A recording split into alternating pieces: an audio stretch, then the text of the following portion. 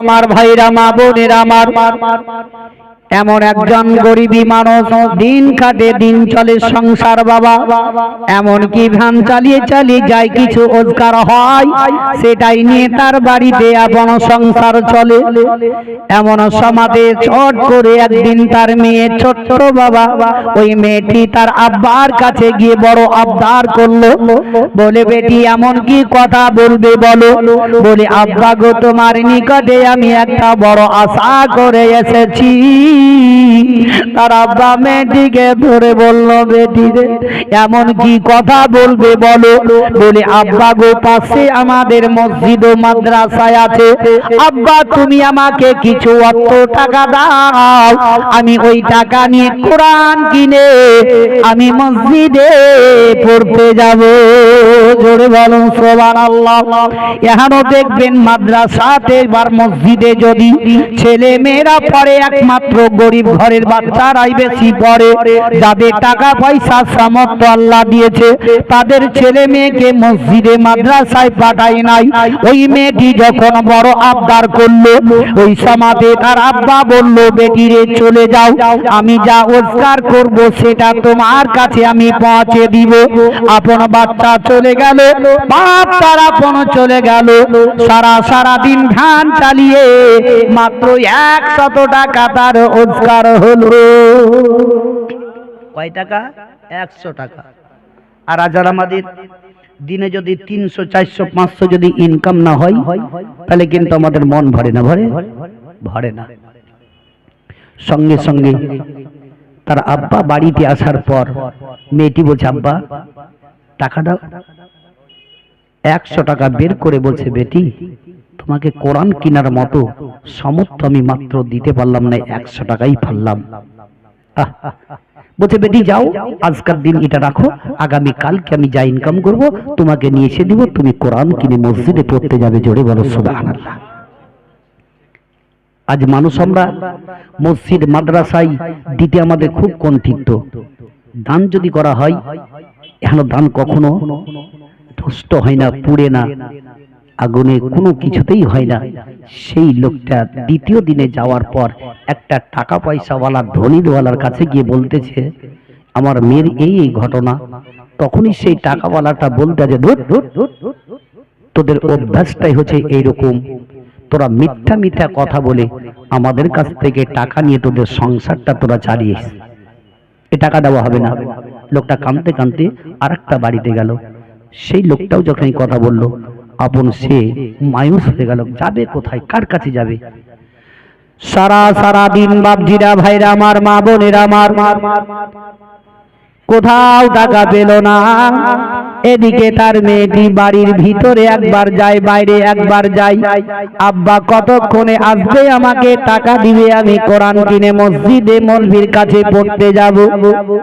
বড় আশা করে আছে বাবা খুশিতে আনন্দিত আত্মহারা হয়ে আছে প্রত্যেকটা ছেলে মেয়েরা বাপ যদি বাজার যায় ওই বাচ্চাটা রাস্তায় দাঁড়িয়ে থাকবে আব্বা কতক্ষণে আসবে আমাদের জন্য হয়তো কিছু খাবার নিয়ে আসবে ওই রূপ মেয়েটি রাস্তার মধ্যে দাঁড়িয়ে দাঁড়িয়ে ইন্তজার করে সন্ধ্যা হয়ে গেল বাপ তার বাড়িতে প্রবেশ করলো মেয়েটি দৌড়ে দৌড়ে আব্বা আব্বা বলে গিয়ে পাখানা দৌড়ে হাঁটুতে হাত দিল বলি আব্বা গো তুমি যে গতকালকে বলেছিলে তোমাকে ওয়াক্ত আমি পরিপূর্ণ করে দিব তারপরে তুমি মসজিদে পড়তে চলে যাবে বলে আব্বা তুমি আমাকে টাকাটা দিয়ে দাও তার আব্বা চট করে বাবা তার মেয়েটিকে ধরে মুখের মধ্যে মুখটা লাগিয়ে কাঁদতে আরম্ভ করলো তার আব্বা দুই চোখ দিয়ে পানি পড়তে লেগে গেল মেয়েটি বলল আব্বা গো কেন তুমি এইভাবে ধরে আমার কান্না করো কেন তোমার দুই চোখ দিয়ে পানি পড়ে যায় তার আব্বা বলল বেটি রে বড় আশা করে আমার কাছে আবদার করে আমার নিকটে 500 টাকা চেয়েছিলে মাত্র একটি কোরআন কেনার জন্য রে বেটি তোমার মনের আশা পরিপূর্ণ করতে পারলাম না আমি কোথাও টাকা ওয়াক্ত পেলাম না বেটি রে তুমি আমাকে মাফ করে দিও বড় আশা করে তুমি আমার নিকট নিকটে এসেছিল। ওই মেয়েটি বলল, আব্বা গো, তবে চোখের পানি একটু বন্ধ করো, আমি তোমার নিকটে আর অর্থ চাইব না, তোমার নিকটে আমি আর পয়সা চাইব না। বলে, আব্বা গো, তুমি যদি পৃথিবীর দুনিয়াতে বেঁচে থাকো, এটাই আমার সব থেকে বড় সম্বল গো আব্বা, আর কোনোদিন আমি চাইব না। তার মেয়েটি ঘরের দিকে চলে গেল। তার আব্বা অন্য জায়গাতে গিয়ে অজার নয়নে কান্না করে, সারা সারা রাত্রি আর ঘুমায় না, মনে মনে চিন্তা করে, আল্লাহ গো, আমার মেয়েটি বড় আশা করে এসেছিল, আমি তার মনের আশা পরিপূর্ণ করতে পারলাম না। সূর্য ওঠার আগে অতি সকাল বেলাতে ওই লোকটা রাস্তা ধরে টুকটুক টুকটুক করে চলে যায়। কার কাছে কথা খুলে বলবো, কাকে আমি মনের কথা বলবো, কার কাছে আমি হাত পাতাবো? এমন সমাতে একটা মাতাল মদ খেতে দোকান চলে যায়। আমাদের আপনাদের দেশে ওই রকম মাতাল আছে, চায়ের দোকানে না গিয়ে মদের আড্ডায় আগে চলে যায়। আছে না নাই?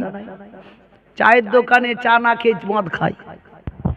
এই আপন ভাই যারা সামনে দাঁড়িয়েছে, এটা চলে আসি ভাই, সামনে চলে আসি না, তেজে বসে একটু চলে আসুন ভাই। যে ওটা ব্যক্তিগত মনে হচ্ছে, বক্তাদেরও খারাপ লাগবে, একটু চলে আসি ভাই, বসে এখানে এসে। ভাইরা বাপসিরা আমার, ওই সমাতে মাতালটা যখন মদ খেতে যায়, লোকটা বলছে, ভাই তুমি যাবে কোথায়?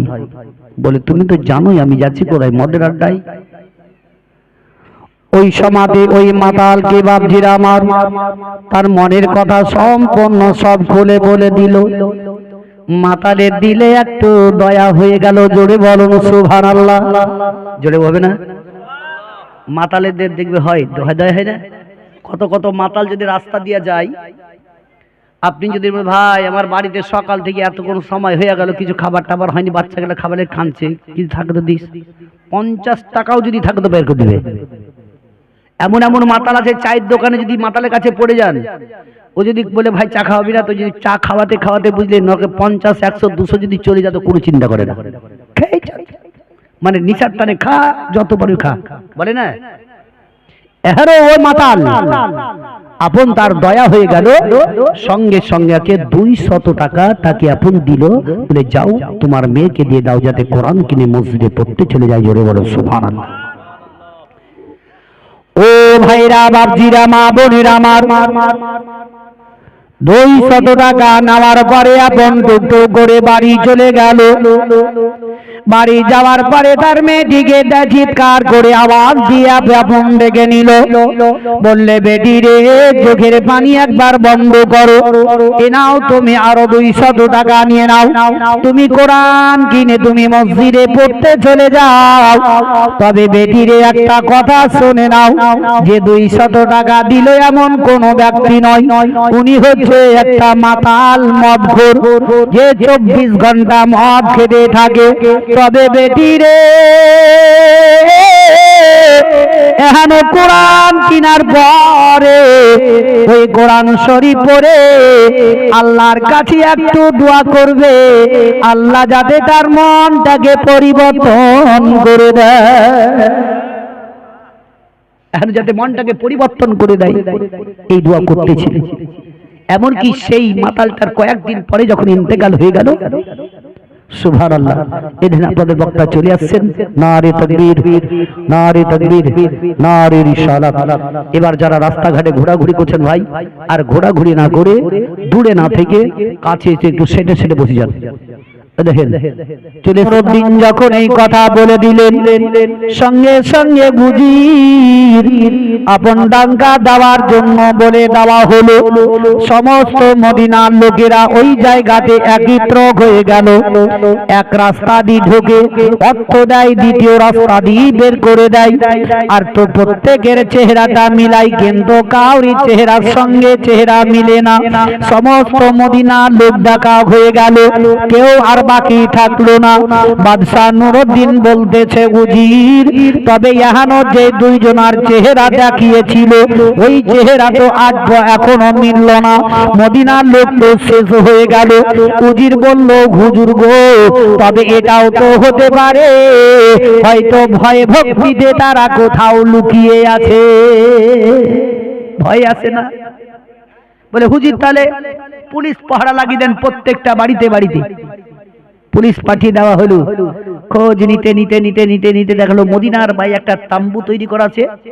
ওই তাম্বুর ভিতরে বড় মুসাল্লা আর বড় বড় কাঠির বুঝলেন তসবিহ আর চাদর মাথার উপরে খুব ঢেকে নিয়ে পরহেজগারি দেখিয়ে খুব আল্লাহ আল্লাহ করতেছে। ওই সমাজে পুলিশ বলতেছে, বাদশাহ নুরউদ্দিন এসেছে তোমাদের নিকটে মদিনায় অর্থ দেওয়ার জন্য, তবে তোমরা যাওনি কেন? তখনই এরা বলছে, ভণ্ডগলা বলতেছে, আমরা আল্লাহর বান্দা, নবীর আশিক, এ তসবিহ নিয়ে আমরা আল্লাহ আল্লাহ করিয়ে ধ্যান ছেড়ে আমরা যাই না কোথায়। বলছে বাহ, এ মিথ্যাবাদী, ধাওতাবাজি, হাতে বড় বড় তসবিহ, পরহেজগারি দেখিয়ে কাপড় মাথায় দিয়ে দেখাচ্ছে মনে হচ্ছে এর মতো আর পরহেজগারি কেউ নাই। সঙ্গে সঙ্গে বাদশাহ নুরউদ্দিনকে এবং উজিরকে বলা হলো, এরা দুজনাই যখন তাদের কাছে গেছে তো যে নবী মুস্তাফা রাত্রি বেলাতে স্বপ্নযোগে চেহারা দেখিয়েছিলেন সেই চেহারার সঙ্গে চেহারা মিলে গেল। জোরে বলুন, চেহারা মিলে গেল। বাদশাহ নুরউদ্দিন উজির বলতেছে, এই দেখেন, বলেনি এরা লুকিয়েছে। মুসাল্লা উঠা, বলছে মুসাল্লা যখন উঠালো দেখছে একটা পাথর দিয়ে মুখটাকে বন্ধ করে রেখেছে, কেউ যাতে বুঝতেই না পারে। বলে কি ব্যাপার? বড় লাশ তোরা চুরি করতে এসেছি কেন? বলে আমরা 555 হিজরিতে শুনেছি কি নবী মুস্তাফা মাজার ভেদ করে একটা হাত বের করে দেখিয়ে দিয়েছেন, আর মানুষ সবাই বলছেন নবী হায়াতুন নবী, জীবিত নবী। আমরা এই শুনে নবীর লাশকে চুরি করে আমরা নদীতে কোথাও ভাসিয়ে দিব। মানুষ যখন বলবে কি নবী জীবিত নবী, তখন বলো কবরটা খুঁড়ে তার লাশটা দেখো আছে কি, তখন কেউ দেখাতে পারবে না। এই জন্য আমরা চুরি করতে এসেছি। সঙ্গে সঙ্গে বাদশাহ নুরউদ্দিন উজিরকে হুকুম করে দিল, সঙ্গে সঙ্গে তাদের গর্দনকে ছাঁটাই করে দিল। জোরে বলো সুবহানাল্লাহ। এই বেঈমানেরা, এরাই হচ্ছে মিথ্যাবাদী। বড় বড় তসবিহ নিয়ে তুমি গেছো নবীর মুস্তাফার লাশ চুরি করতে। সেই নবীর আশিকেরা সবাই মসজিদে নববীতে এক এক করে 3 দিন ধরে তারা শোক পালন করতেছিলেন। যে নবীর কাছ থেকে ফাতেমার বাড়িতে যেতেন আর ফাতেমার কাছ থেকে নবীর কাছে যেতেন, সে সাহাবীর নাম ছিল সুলাইমান ফারসি। যেমন আপনাদের ইমাম সাহেব কোন একটা মুসল্লি দেখবেন তার কাছে ঘনিষ্ঠিত খুব হয়, হয় না? হয় না? প্রত্যেকটা ইমামের কাছে একজন ব্যক্তি হয়। তার সঙ্গে যদি মনে মনে মেল হয় তো তখনই কি বলে, ভাই আমার বাড়ি একটু চলে যান তো, এই খবরটা কিংবা কোন জিনিসটা দিয়ে আসেন, সে দিয়ে আসে। বাড়ি থেকে ফের খবর নিয়ে এসে মৌলভী সাহেবকে বলে দেয়। তো ওই রকম সুলাইমান ফারসি নবীর বাড়ি, নবীর কাছ থেকে ফাতেমার বাড়ি, ফাতেমার কাছ থেকে নবীর কাছে যেতেন। সেই সুলাইমান ফারসি মদিনার বাইরে একটু দাঁড়িয়ে আছেন। এমন সময় একটা ইয়ামিন শহরের লোক আসার পরে সুলাইমানকে দেখা মাত্রই বলতেছে কি তুমি কি শেষ নবী? কিন্তু সেই লোকটা যে ইয়ামিন থেকে এসেছে, ইয়ামিন শহরের লোকটা তাওরাত কিতাবের মধ্যে পড়েছিল কি এমন একজন নবী আসবেন, উনি হবেন রাহমাতুল লিল আলামিন, উনি হবেন আখিরের নবী। তার হাতে হাত দিয়ে আমি কলমা পড়ে ঈমান নিয়ে আসব। সুলাইমান ফারসি আপন বলতে আছে, তোমার বাড়িটা কোন জায়গায় বলো? বলে আমার বাড়ি হলো ইয়ামিন শহরে। বলে আমি এসেছি নবী মুস্তাফার সঙ্গে দেখা করতে এবং হাতে হাত দিয়ে কলমা পড়ে ইসলাম গ্রহণ করব বলে। সুলাইমান ফারসি বাবা সে জায়গাতে নাম প্রকাশ করলেন না, হাত কানা ধরে নিয়ে মসজিদের নববীতে নিয়ে গেলেন। একদিকে হযরতে আবু বকর সিদ্দিক কাঁদতে আছেন, একদিকে আলী, একদিকে উসমান ওমর বাবা কাঁদতে আছেন, বয়োজ্যেষ্ঠ সাহাবীরা কাঁদতেছিলেন। এমন সমাতে সুলাইমান ওই ব্যক্তিকে নিয়ে যাওয়ার পরে আবু বকর বললেন, ওগো সুলাইমান বলো এই লোকটার বাড়ি কোন জায়গায়? আমি তো কোনোদিন মক্কাতে দেখি নাই, একে কোনোদিন মদিনাতে দেখি নাই, তবে হঠাৎ করে নিয়ে এসেছো, লোকটার বাড়ি কোন জায়গায় বলো। সুলাইমান বললেন, এর বাড়ি হলো ইয়ামিন শহরে, নবী মুস্তাফার সঙ্গে দেখা করার জন্য এসেছে, নবীর হাতে হাত দিয়ে কলমা পড়ে ইসলাম গ্রহণ করার জন্য এসেছে। দয়ার নবী মুস্তাফার নাম কানা বলা মাত্র সাহাবীরা আরো জোর কাঁদতে আরম্ভ করলেন।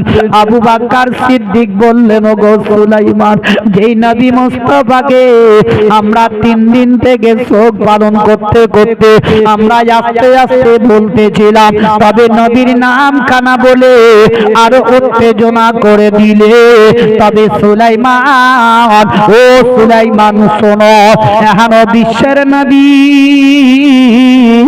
নাম কানা বলে আমাদের অন্তরখানা আরো উত্তেজনা করে দিলে। তবে হযরতে আবু বকর সিদ্দিক বললেন, তুমি ইয়ামিন থেকে এসেছো, যে নবীর আশায় আকাঙ্ক্ষিত হয়েছো, ওই দয়ার নবীজি আমাদের ধরাতল থেকে বিদায় নিয়ে চলে গেছেন। দয়ার নবী আর জগতে পৃথিবীতে নাই। একদিকে বাবা আলী কাঁদতেছে, আবু বকর সিদ্দিক ওয়াজর মনে কাঁদেন। ওই ব্যক্তি ইয়ামিন থেকে আসা লোকটা বলল, শুনো গো, আমার নসিবে নবী মুস্তাফাকে আর জুটলো না, আমার চোখের সামনে আর দেখতে পেলাম না, তবে আমার মনের আশা কি পরিপূর্ণ আর হবে না। তবে একটাই কথা বলবো, আমার বিশ্বের নবীর শরীরে যদি একটা জামা থাকে আমার হাতে একবার তুলে দাও, তাতে আমার মনের আশা পরিপূর্ণ করে নিব। হযরতে আলী রাদিয়াল্লাহু তাআলা আনহু বললেন, শোনো গো, ও সুলাইমান শুনে নাও, তুমি অতি তাড়াতাড়ি ফাতেমার কাছে চলে যাও, আর ফাতেমার কাছ থেকে বিশ্বের নবীর শরীরের একটা জামা নিয়ে এসে দাও, নচেত লোকটা হাত ফেল করে মারা যাবে, লোকটা ওয়াকালে মারা যাবে। সুলাইমান দৌড়ে দৌড়ে ফাতেমাতুজ জোহরা রাদিয়াল্লাহু তাআলা আনহার বাড়ির দরজাতে গেলেন, আওয়াজ দিয়ে দিলেন, ফাতেমাতুজ জোহরা রাদিয়াল্লাহু তাআলা আনহা ইমামে হাসান ও হুসেনকে নিয়ে দুই সাইডে বসে বসে কাঁদতেছিলেন। ফাতেমার কানে আওয়াজ চলে গেল, ফাতেমা বলছেন, কে আছো গো? আমি বাপ হারা মা হারা এতিম আমি ফাতেমা, কে আমার দরজাতে হাত মারো বলো, আমার দুনিয়াতে বাপ নাই মা নাই। হযরতে সুলাইমান বললেন, ও ফাতেমা, তোমার দরজাতে এমন কেউ নয়, আমি আছি। সুলাইমান একবার দরজা খোলো।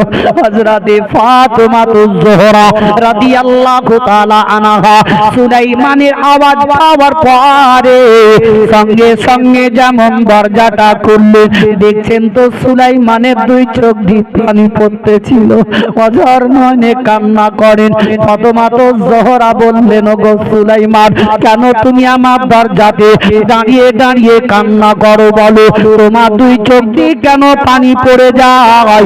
সুলাইমান সমস্ত ওয়াকিয়া ঘটনা যেমনি ফাতেমাতুজ জোহরা রাদিয়াল্লাহু তাআলা আনহাকে বলে দিলেন। ফাতেমাতুজ জোহরা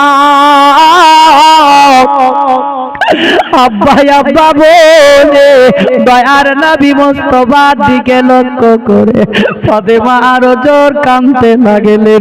ইমামে হাসান ও হুসাইন একদিকে কান্না করেন। হযরতে ফাতেমাতুজ জোহরা রাদিয়াল্লাহু তাআলা আনহা চট করে গিয়ে বিশ্বের নবী শরীরের জুব্বাটা নিয়েছে, চুম্মা দিয়ে যেমনি দিতে যাবে, ইমামে হাসান ও হুসাইন বললেন, মা গো ওগো আমাদের গর্ভধারিণী মা, বিশ্বের নবীর শরীরের জুব্বাটা একবার দাও মা। তারাও হাতে নিয়ে চুম্বো লাগিয়ে দিলেন, সুলাইমানের হাতে দিয়ে দিলেন। দৌড়ে দৌড়ে মসজিদে নববীতে চলে গেলে সাহাবীরা সবাই কাঁদতেছিলেন। সেইদিকে ইয়ামিন থেকে যে এসেছিল লোকটা, সেও আপন দাঁড়িয়ে দাঁড়িয়ে কাঁদে। হযরতে আবু বকর সিদ্দিক রাদিয়াল্লাহু তাআলা আনহুর হাতে যখন ওই জুব্বাটা দেওয়া হলো, আবু বকর ওই লোকটার হাতে দিয়ে দিলেন, বলে এ নাও বিশ্বের নবীর শরীরের জুব্বাটা নাও। ওই ইয়ামিন থেকে আসা ও ব্যক্তি আপন জুব্বাটা নিয়ে সঙ্গে সঙ্গে মাথার উপরে তুলে নিয়ে দয়ার নবী মুস্তাফার দিকে লক্ষ্য করে আল্লাহ দরবারে বলে, আল্লাহ গো, ওগো পাক পরওয়ারদিগার আল্লাহ গো, আমি কিতাবে পড়েছিলাম এমন একজন নবী আসবেন, তিনি হবেন রাহমাতুল লিল আলামিন। আল্লাহ গো, তবে নবী মুস্তাফাকে আমি দেখতে পেলাম না। দয়ার নবীর শরীরের জুব্বা পেয়েছি, আমি মাথায় তুলেছি। আল্লাহ গো, তা দেখে তার প্রতি আমি কলমা পড়ে ইসলাম গ্রহণ করে নিলাম। তবে আল্লাহ, আমি এই জুব্বাটা অতক্ষণ পর্যন্ত আমি নামাবো না। আল্লাহ, তুমি আমার মৃত্যুটা মদিনাতে নিয়ে নাও। ওগো আল্লাহ, এই মদিনা ছেড়ে যাতে আমার ইয়ামিনে যেতে না হয়। আল্লাহ, তোমার নবী মুস্তাফাকে তো দেখতে পেলাম না, তবে যদি আমার মৃত্যুটা হয় মদিনাতে, তোমার বিশ্বের নবীর বয়োজ্যেষ্ঠ সাহাবীর হাতের মাটিটা আমার সিনাতে যাতে পারে। আল্লাহর দরবারে দোয়া কবুল হয়ে গেল। এমনকি সেই লোকটার মৃত্যু মদিনাতেই হলো। পরন ইন্না লিল্লাহি ওয়া ইন্না ইলাইহি রাজিউন। একবার ভক্তি ভরে জোরে সোরে নবীকে স্মরণ করে দরুদ পাঠ করুন। আল্লাহুম্মা সাইয়্যিদিনা মাওলানা মুহাম্মদ ওয়া আলা আলি সাইয়্যিদিনা মাওলানা মুহাম্মদ সাল্লাল্লাহু আলা মুহাম্মাদিন সাল্লাল্লাহু মুহাম্মদ রদম জবান সে নিকালো পাক নামে মুহাম্মদ হরদম জবান से निकालो सफियाना मोहम्मद सल्लल्लाहु अलैहि वसल्लम। मुझको तैबा में बुला लो शाही जमानी, मुझको तैबा में बुला लो शाही जमानी। शाही जमानी आका मक्की मदानी, दिल की हसरत ये निकालो शाही जमानी। नगर नगर और डगर डगर फिरता हो मारा मारा, नगर नगर और डगर डगर फिरता हो मारा मारा। मुझ दुखिया का इस दुनिया में कोई नहीं सहारा, मुझको सीने से लगा लो शाही जमानी, मुझको तैबा में बुला लो शाही जमानी। तुम्हारी दुनिया तुम्हारी उक़बा तुम्हारी आरस कुदसी, तुम्हारी करम बनी दो आलम जीनो जिद से कुदसी नजरे रहमत हम पर डालो शाही जमानी मुझको तैबा में बुला लो शाही जमानी जो भी आए तुम्हारे दर पर अरे लौटा न कभी खाली जो भी आए तुम्हारे दर पर लौटा न कभी खाली हरी ममता की झोली तुमने रहमत से भर डाली तुम हो ऐसे ही दयालो शाही जमानी अल्लाहुम्मा सय्यदना मौलाना मुहम्मद व अला आले सय्यदिना मौलाना मुहम्मद সাল্লাল্লাহু তাআলা আলাইহি ওয়াসাল্লাম। বাপজিরা ভাইরা আমার, যাই হোক আপনাদের এলাকা নয়, এই গ্রামটাতে আজকে নতুন, তাই কি না? এই আশপাশ তো বহু আমি ঘুরেছি, অনেকে আমাকে চিনেন, ইউটিউবে দেখেছেন। তবে কিন্তু বড় আফসোস লাগছে যে এই বাপজি আমার আছেন এই দু চারটা, এরাই একটু নবীর প্রতি জোরে জোরে দৌড় পড়ছে, বাদ বাকি কারো মুক্তি বের হয় না মনে হয়। কি আমরা দরুদের প্রতি এত গাফিলিতে কেন? আজ আমরা হারামের দিকে বেশি লিপ্ততা হয়ে থাকি, আমাদের ওই গলা আওয়াজ হয় বেশি। দরুদের একটা ফজিলত কথাটা বলবো সামান্য একটুকু, তারপরে ছোট্ট করে একটা গজল বলেই আমার বক্তব্য ইতি করব। যে একদিন বিশ্বের নবী রাহমাতুল লিল আলামিন সাহাবীদেরকে নিয়ে দাঁড়িয়ে দাঁড়িয়ে আলাপ আলোচনা করছেন। খুব মন দিয়ে কথাটা শুনবেন। অনেক অনেক যুবক ভাইদেরও এই কথাটার মাথায় যদি ভরেন তো কাজে আসবে। তো বিশ্বের নবী সাহাবীদেরকে নিয়ে আলাপ আলোচনা করছেন, এমন সময় একটা মৌমাছি উড়ে উড়ে যাচ্ছে। তো মৌমাছিটা যখন উড়ে যায়, আল্লাহর নবী বলছে রে মৌমাছি একটু দাঁড়িয়ে যাও। মৌমাছিটা দাঁড়িয়ে গেল, বলছে ইয়া রাসূলুল্লাহ কি বলবেন? বলে আমি একটা প্রশ্ন করব, উত্তর তোমাকে দিতে হবে। মৌমাছি বলছেন ইয়া রাসূলুল্লাহ এমন কি প্রশ্ন করবেন আমাকে উত্তর দিতে হবে, বলুন। বলছে আমি এটাই প্রশ্ন করব তোমাকে, যে তুমি যে চলে যাচ্ছ বিভিন্ন রকমের ফুলের মধ্যে বসে রস চুষো, তাই না? রস, কোন ফুলের রস হচ্ছে তিতা, কোন ফুলের রস হচ্ছে মিষ্টি, কোন ফুলের রস হচ্ছে খাট্টা, বিভিন্ন রকমের রস তোমরা নিয়ে গিয়ে এক জায়গাতে জমা করো, সেই রসটা তোমাদের মধুতে পরিণত হয়। তাহলে এই মধুতে পরিণতটা হয় কেন, কারণটা কি, এর উত্তরটা তোমরা দিয়ে যাও। মৌমাছি বলছে ইয়া রাসূলুল্লাহ, ইয়া হাবিবাল্লাহ, নবী গো, যিনি আমাদের সর্দারনি বসে আছেন উনি আমাদেরকে বলে দিয়েছে কি যত দূর থেকে তুমি ফুল থেকে রস চুচে আমার এখানে নিয়ে আসবে, ওই বীজখানটায় যে রাস্তাটা পড়বে ওই রাস্তাতে রস নেওয়া নিয়ে নামার নবী মুস্তাফার প্রতি দরুদ পড়তে পড়তে পড়তে চলে আসবে। বলে ইয়া রাসূলুল্লাহ, আমরা বিশ্বের নবীর প্রতি দরুদ পড়তে পড়তে নিয়ে সেইখানে রস রেখে দিই, ওই নবীর প্রতি দরুদ পড়ার কারণে আমাদের সে রসগুলা মধুতে পরিণত হয়ে যায়।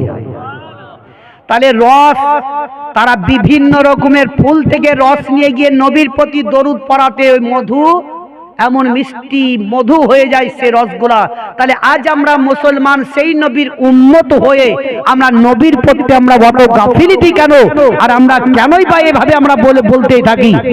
মুসলমান দরুদ বিভিন্ন রকমের আছে, সব থেকে ছোট্ট দরুদ যদি বলেন সাল্লাল্লাহু তাআলা আলাইহি ওয়াসাল্লাম, রাস্তাতে চলতে চলতেও এই দরুদ তো পড়া যায়, যায় না? যায় না? কিন্তু আমরা পড়ি, আমরা গান গুনগুনাতে যাই, আমরা ওদিকে লক্ষ্যটা করি না। আমরা যদি দরুদ পড়ছি তো কেউ জোরে পড়ছে, কেউ আস্তে আস্তে, মনে হয় বিশাল ব্যাপার। আমরা জিদ ধরে আছি, জিদ ধরে থেকে কোনো লাভ হবে না। মনে করবেন মৌলবীরা বলছে বলুক, আমরা কি ধ্যান দিব? ওদের কর্তব্য ওরা বলবে, কিন্তু একটাই কথা দেখেন, জিদে জিদে মানুষ বহুত কিছু কাজ করে দেয়, করে না? করে না? কেউ বিষ খাই গলায় দড়ি দেয়। বেশিরভাগ মেয়ে ছেলেরা বুঝলেন যখন জিদ উঠে যায় তো আপনকে বিষ খাই নাহলে গলায় ফাঁসি দিয়ে মরে যায়। এটা সম্পূর্ণ ভুল। তো জিদ না ধরে থেকে কমসে কম পরিবর্তনটা হন। এখনো সময় আছে, তোবা তিল্লা করুন। এখানে ওখানে গজব না করে নিজেকে নিজে পরিবর্তন হন। আল্লাহ তাবারক তাআলা যাতে আমাদের প্রত্যেকটা মানুষকে সঠিক পথে ঈমানের সহিত নিয়ে যাওয়ার তৌফিক এনায়েত করুক। জোরে সকলে বলুন আমিন।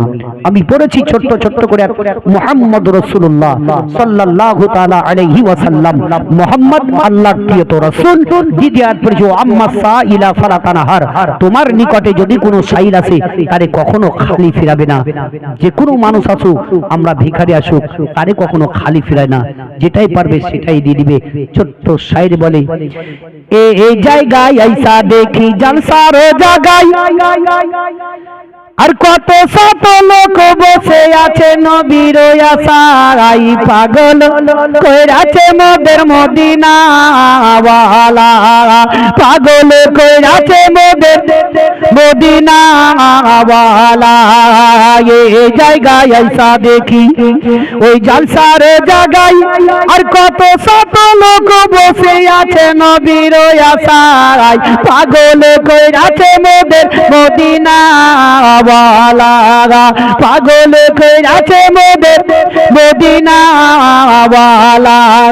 নবী যখন আসে নগো ওই মায়া মিনার কোলে,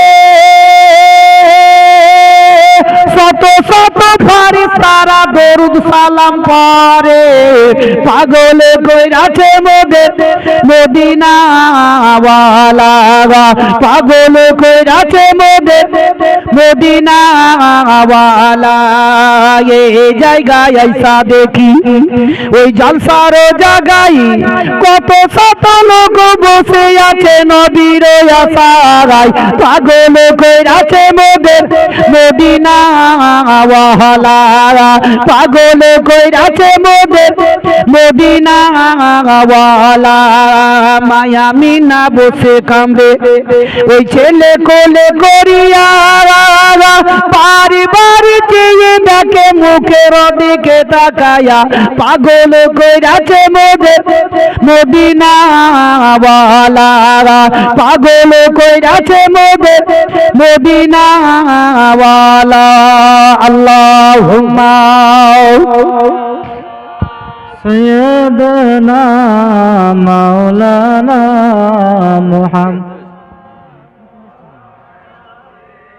সাইয়্যিদানা মাওলানা মুহাম্মদ সাল্লাল্লাহু আলা মুহাম্মাদিন সাল্লাল্লাহু মুহাম্মদ, রদম জবান সেনকালো পাক নামে মুহাম্মদ, রদম জবান সেনকালো সফিয়ানা মুহাম্মদ সাল্লাল্লাহু তাআলা আলাইহি ওয়াসাল্লাম। ও বাবা জীবনের